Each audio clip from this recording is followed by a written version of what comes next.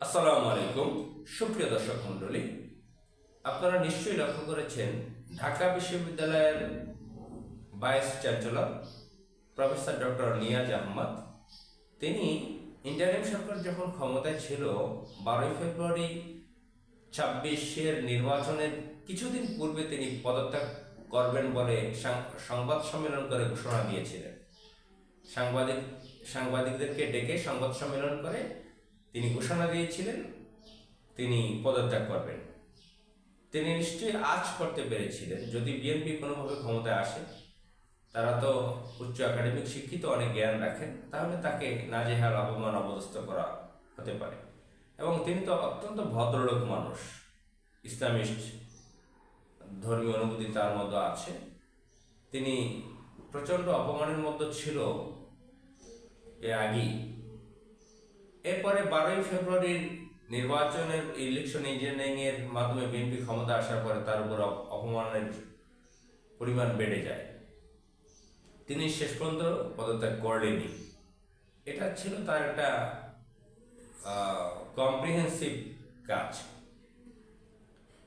বুদ্ধিবৃত্তিক কাজ ছিল তার। এটা ভালো করেছেন তিনি, কিন্তু পদত্যাগ করেছেন। ইচ্ছা করলে বিএনপি তাকে রেখে দিতে পারতেন, উদাহরণ সৃষ্টি করতে পারতেন, উদাহরণ তৈরি করতে পারতেন যে আমরা ইউনিভার্সিটিগুলোতে, বিশ্ববিদ্যালয়গুলোতে, কলেজগুলোতে দলবাজি করতে চাই না। তিনি একজন প্রফেশনাল শিক্ষক ছিলেন, কোনো রাজনৈতিক দলের সাথে যুক্ত ছিলেন না। তাকে জামাত ত্যাগ দেওয়া হয়, তিনি জামাত করতেন না। তার আমলেই ঢাকা ইউনিভার্সিটি বেশ উন্নয়ন লাভ করেছে, অনেক উন্নতি ঘটেছে ঢাকা বিশ্ববিদ্যালয়ে। তো তাকে রেখে দিতে পারতেন, তিনি চলে যেতে বাধ্য হয়েছেন। তিনি পদত্যাগ করেছেন শেষ পর্যন্ত। আচ্ছা, এটা গেল তার নিয়াজ আহমদের ব্যাপার, তিনি চলে গেলেন নিজ ইচ্ছায়। ইন্টারন্যাশনাল ট্রাইব্যুনাল, যেখানে মানবতা বিরোধী অপরাধের বিচার হচ্ছিল, গণহত্যার বিচার হচ্ছিল আওয়ামী লীগের, সেখানে দায়িত্বে ছিল অ্যাডভোকেট তাজুল ইসলাম। তিনিও কিন্তু জামাত ইসলামের নন, তিনি ছিল এবি পার্টি। সে এবি পার্টির রাজনৈতিক লাইসেন্স শেখ হাসিনাই দিয়েছিল। আবার এবি পার্টি থেকেও তিনি পদত্যাগ করেছিলেন। তিনি একজন আইনজীবী, সর্বশেষ তার কথা হচ্ছে তিনি আইনজীবী। তিনি আইনজীবী হিসেবে তার নিরপেক্ষতা দেখিয়েছিলেন। তিনি তার চিফ প্রসিকিউটর ছিলেন, চেয়ারম্যান ছিলেন সেই স্পেশাল ট্রাইব্যুনালের। তাকে তিনি পদত্যাগ করেছেন, তাকে সরিয়ে দেওয়া হয়েছে, পদত্যাগ করতে বাধ্য হয়েছে, সরিয়ে দেওয়া হয়েছে। সরিয়ে দিয়ে বিএনপির একজন ক্যাডারকে, বিএনপির আইনজীবীকে নিয়োগ দেওয়া হয়েছে। এখন কি প্রভাব ফেলবে না এই যে বিএনপির, আপনারা জানেন অ্যাটর্নি জেনারেল ছিল, এখন আইনমন্ত্রী হয়েছে আসাদুজ্জামান, ঝিনাইদহ পার্টি।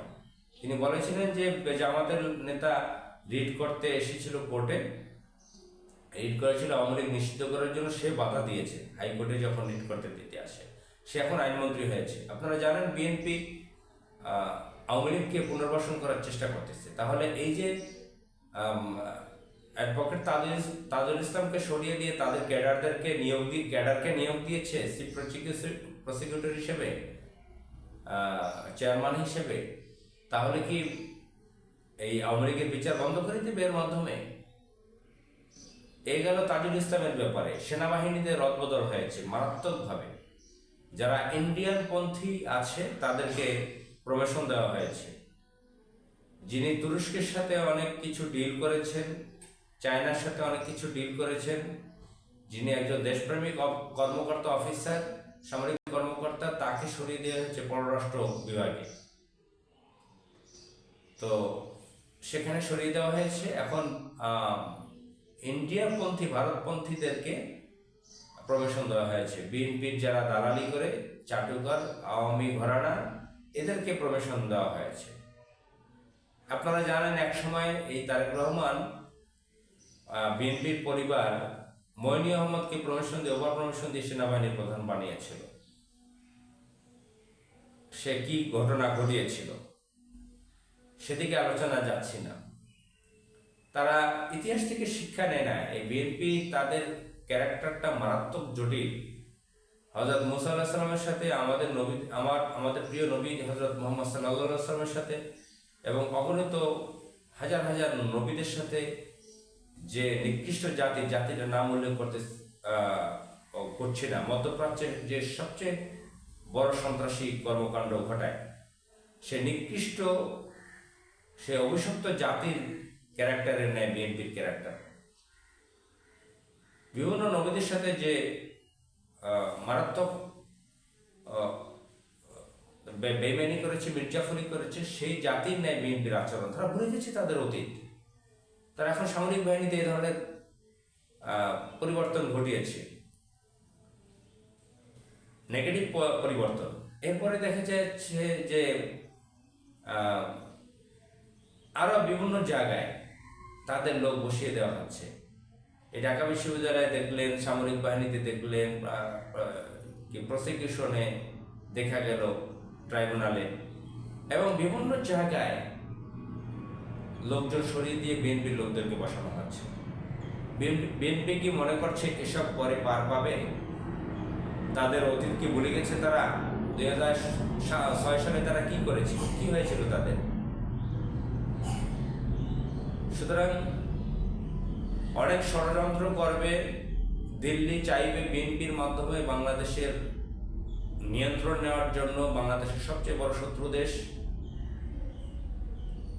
তারা এটা চাইবে তারা, কিন্তু কতটুকু তারা সফল হবে সেটা দেখার বিষয়। মহান আল্লাহ তাআলা বাংলাদেশকে এদের কারো হাত থেকে রক্ষা করুক। আসসালামু আলাইকুম।